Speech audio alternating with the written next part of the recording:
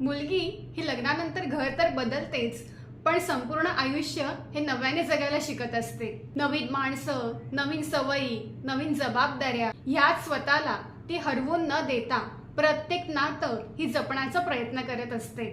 पण ह्या प्रवासात एक पुरुषही शांतपणे बदलत असतो. कारण आता त्याच्या खांद्यावर फक्त स्वतःचं आयुष्य नसतं, तर बायकोच्या विश्वासाची, कुटुंबाच्या अपेक्षांची आणि मुलांच्या भविष्याची जबाबदारी असते. आपण स्त्रिया दुःख झालं की मन मोकळं करतो, पण अनेक पुरुष मात्र शांत राहून आतल्या आत संघर्ष करत असतात. कारण त्यांना माहीत असतं आता थांबणं हा पर्याय नाही.